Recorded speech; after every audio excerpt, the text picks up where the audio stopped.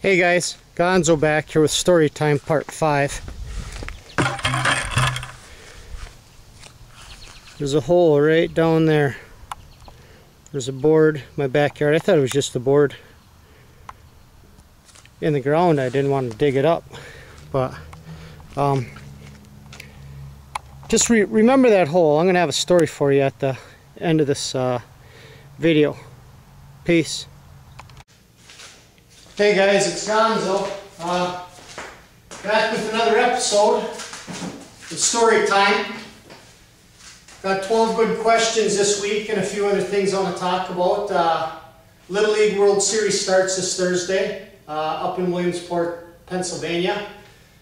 I want to make it there some year. Probably a couple years down the road yet once my kids get out of school, but I'll be there. Anyways, here we go. We're going to start out with a few shout outs like we always do. EverythingOutdoorsPA, NSTRAPPERHUNTer. I'll put all these in the description. Make sure to check out sub NSTRAPPERHUNTer. Excellent channel right now. He just started doing some bear baiting.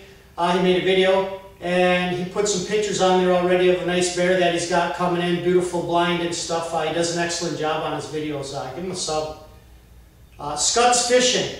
Right now they've got a contest going on.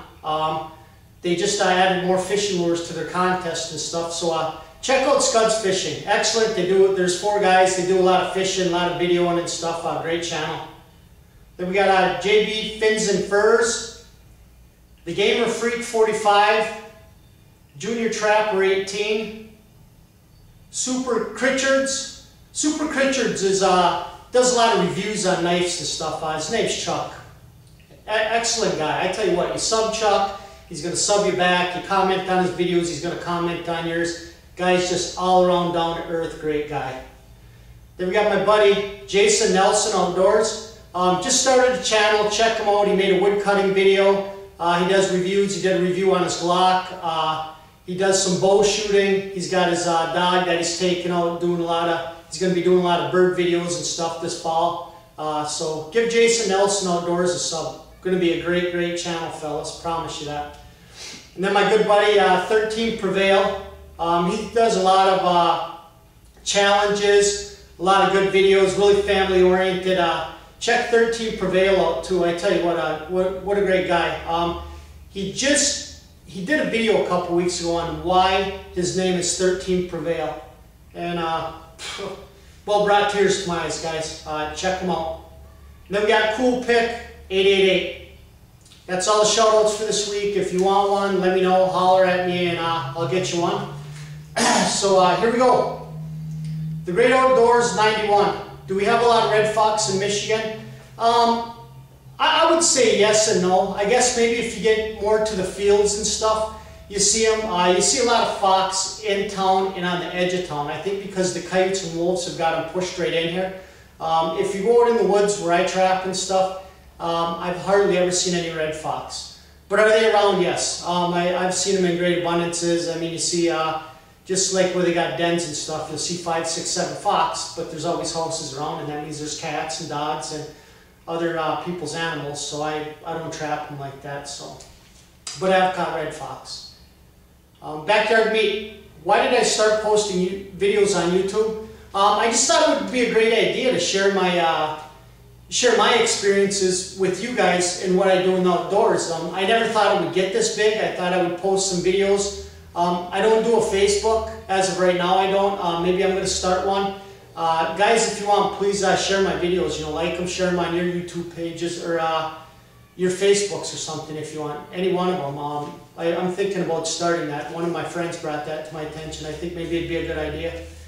But I just want to share all my experiences with you guys, Aaron. And I think it took off a little bit faster than what I even expected it to do. So that's why. It just, I thought it was a good idea, you know, and it was awesome. Kronk is 36. What's the most deer I've killed in 1 year? Well, we're only allowed 2 here in Michigan. I've never been out of state hunting yet, so 2. Nothing bigger than a 5-pointer, but I've killed 2 many times. Real Big Dog. Tell my best joke. I'm a horrible joke teller. In my next video, I'll try and get one down or something, and I tried thinking one. I can hear a joke and I can't remember it the next day. Sorry, bro. Fisherman Guy 44. What's the biggest snake I've ever caught? I would probably have to say that garter snake I caught the other day, a couple weeks ago. I've caught a number of garter snakes that big, but we don't have any big ones right here in the part of Gibbet County I'm at. But if you go into Iron County, go about 60 miles from here, they got big ass pine snakes. I've heard stories, I've never seen them. I take that back. When I was going through boot camp down in Missouri, Fort Leonard Wood, all the signs at the ranges always said, you know, do not touch the animals or reptiles, leave them alone. Well, I was like the black sheep, and I was always picking up lizards and whatever I could catch, and small snakes, and some guys would bitch at me, you know, kids tell me, put them down, you can't have them. Well, one day I had a little lizard in my hands, and drill sergeant came over, wanted to see what everybody was looking at. Well, next thing I knew, I was doing push-ups and jumping jacks and roll-arounds back and forth. Wasn't cool. I should have listened to the science book. That's what you get. But anyways, I caught some kind of snake down there. I don't even know what kind it was. It must have been 5 feet long. It was all dark on top and white on the bottom. If anybody knows what kind of snake it could be in Fort Leonard Wood, Missouri, holler, give me an answer. Fishing the Great Lakes. What is something crazy I've seen an animal do? Probably about the craziest thing I ever seen, driving down the road one day. I swear I seen a red fox run up a tree, and I told my buddy, and he says, "You're crazy." I said, "Stop." So I run in the woods, because it went across the road in front of us, went in there. Sure as shit, it was a freaking gray fox. You know, it didn't go straight up a tree like that, but there was like a tree that was half blown down and stuff, and that freaking fox ran right up on top of it. And when we stopped, and as soon as I got out of the truck and went to go in there, it did a nosedive and took off. But, I mean, that's about as crazy as I've ever seen. I mean, nothing out of the ordinary. I know foxes climb trees, gray fox anyways, which this was, but that's about it. You know, nothing major. Christy and me, 1127. Do I vacation or where do I go? Yeah, we try and do a little vacation every year. I've never got real far out of the area. We always catch a Milwaukee Brewers game. We'll stop at Wisconsin Dells on the way down there. This year, we went up to Shakopee, up to Valley Fair. We caught a Twins game. I love baseball. Probably the first, I've been down to Daytona Beach, Florida and stuff. I've been down, I watched the Super Bowl one year in New Orleans when the Packers won it. And on Bourbon Street, Mardi Gras was going on. I was down there for 10 days. And what a party it was. So, I mean, I've got out of the area a little bit. And I got married in the Bahamas, had a beach wedding, me and my beautiful wife. And that was a great time, being out there on the island. Crystal clear water.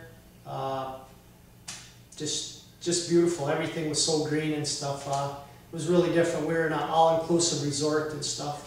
Drank all the beer I wanted. There was like 4 bars in the place. Little food places all over. It was the Breezes. Morgan Schmidt, how many grouse do I shoot each fall? I stop at 15. You know, between me and my kid, maybe at the most we've shot 18. In the past, have I shot 25, 30 grouse a year? Yes, but I can't eat them. My wife won't eat them. So I shoot. I figure my kid, he can eat 4 at a time. So that's where I stop. I don't want to overshoot and put birds in the freezer that are going to get freezer burnt. I'm sure my kid would eat a lot more of them if I would cook them up and stuff more, but 15 to 18. And looks like it's going to be another great bird year this year and stuff. And a few other times I've went over that, you know, where I've shot 3, 4 birds in a day. But I give him to my buddy that lives a couple blocks behind me, and him and his dad, they really don't get out hunting anymore, and his dad enjoys birds, so I try and share it a little bit if I can too. Rodney Newberry, am I a hockey fan? Not really. I don't pay too much attention to hockey. Watching ESPN, I love watching the fights on there and stuff. And I also like, once the playoffs get here, then I guess I'm a hockey fan. Am I a true hockey fan? I guess you can't consider me that because I don't follow it all year long. I'm a huge football fan, huge baseball fan. Tigers, Chicago Cubs, football, I'm a Viking fan. Take that, Nick. I know you're a Packer fan. and you live in Minnesota. What's up with that, brother? Wow. TMJVB. What's my favorite bait for catfish, trout, and crappies? No catfish around here. We've got bullheads, and I don't really fish for them a lot. But trout, it's absolutely, no doubt in my mind, is a little yellow and red dace minnow that I catch my minnow traps in the springtime. And this time of year, when you don't catch those minnows, I use a lot of little tiny Rapalas. I use a Panther Martin number 4, or I got a little tiny crayfish with it's a kind of a deep diver, goes down 3-4 feet. And I was just out this past weekend. I'm in the process of doing a trout video. I caught a nice brown the other day, a couple brookies. Seen and missed a few other trout and stuff, so I'll try and finish that video this weekend, or maybe this week sometime to get it posted. And crappies, either those little yellow and red dace minnows, or a white Mr. Twister on a beetle spin. Hands down, I tell you what, that's a killer. Bass Fisherman 143. What's my biggest bass? I've never weighed it, but it's 22.5 inches. I'm going to guess somewhere around 5.5 pounds. I caught it on a leopard frog, showing my brother-in-law a lake where he told me that there's no bass in there. I caught an 18-incher a few days before that, and he told me I got lucky. So I brought him to a different part of the lake, and this was right offshore. 3 casts, boom, big bass, measured him, let him go. He wasn't too happy with me about that, but let the big spawners go. I'd rather see somebody keep a 14 to 16-inch bass to eat than I heard bass ain't all that great eating anyways. They're just a great fighting fish, so that's my biggest bass. Junior Trapper 18. What type of raccoon trap do I prefer? A Duke DP. Other than that, I mean, I've got a lot of other traps I've caught raccoons in. Anything from a number 1 to a number 3. But my choice trap is a Duke DP. Great, awesome price. They're not that expensive and stuff. And you catch one coon, it's paid for. So it's a great trap, and it doesn't really mess their paw up and their fur and stuff if you catch smaller ones and you want to release them. The beginning of the video, I showed you guys a hole in the backyard. Well, me and my wife and kid were grilling out Sunday, and I noticed this board that was in my yard, and there was a little hole in it. Well, there was never a hole. I mean, the week before there was. My kid mowed the grass, everything's good.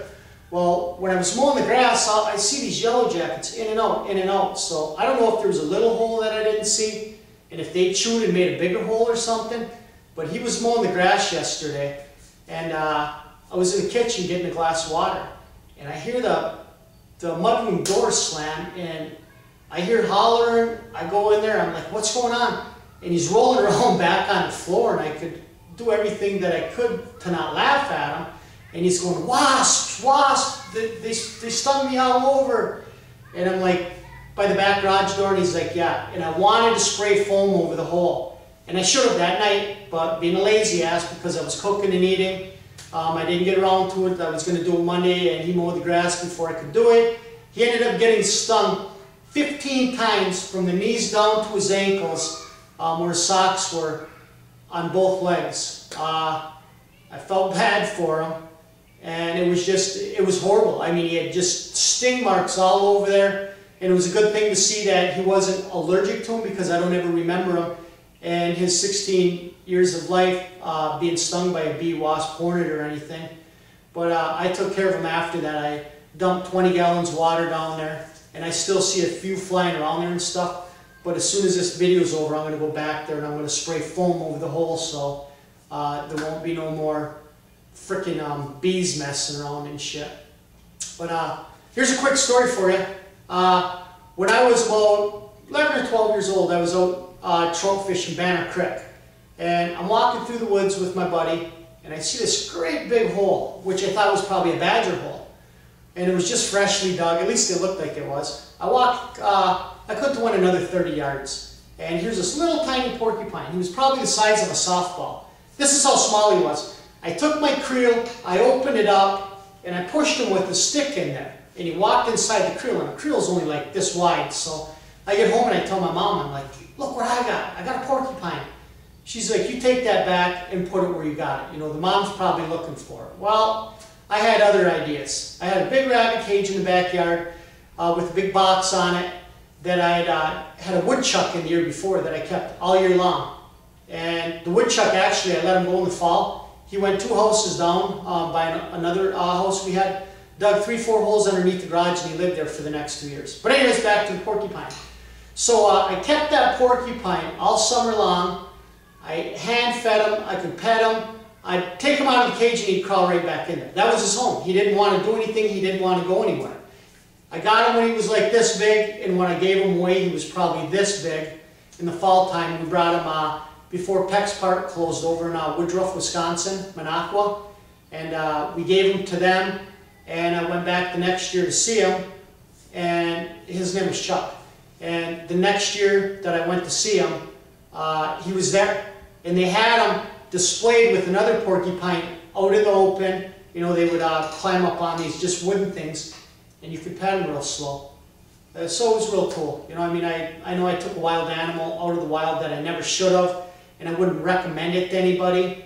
And nobody ever called the DNR or the cops or anything on me and told. But back in the day, they would probably just told me to let it go or do something with it. But anyways, I got to share that experience with a lot of other people, because then those people got to pet the porcupine, and people from the cities and stuff that don't really get to see porcupines and stuff got to meet him. And his name was Chuck, and I know he was there for 3 years because I used to go to Peck's Park every year and stuff, and I'd go see him. And even before I was had the porcupine, I always went there every year just to see all the animals and the trout and the muskies in the pond and stuff. But that muskie I caught the other day, speaking of that, I'm throwing a buzzbait, and I threw it out into deep water. I reel it in. I get it almost by shore, and I had a muskie try for it once, twice, and then a third time, like 5 feet from shore. So I hurried up and I zipped it out, again, maybe 30 feet from shore, and I started reeling it real fast. Well, that muskie must have flipped around and was swimming so fast when he nailed that buzzbait.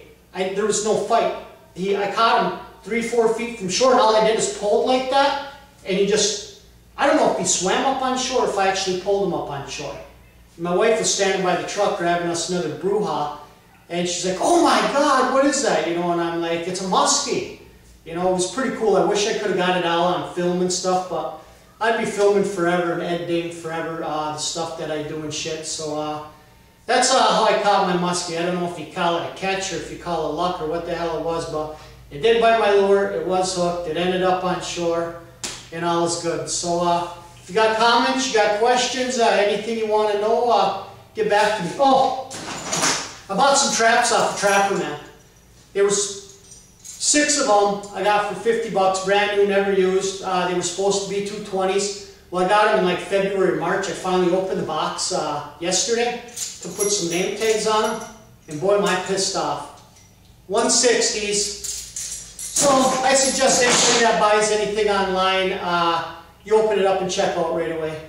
I told the guy, messaged him back, I said, "You're not going to be happy because I'm going to go back on there, and I'm going to take a picture of these traps, and I'm going to leave feedback for you, where you can leave feed on Trapper Man, for you guys that know that. And it's not going to be good feedback because I know the guy sells a lot of traps on there.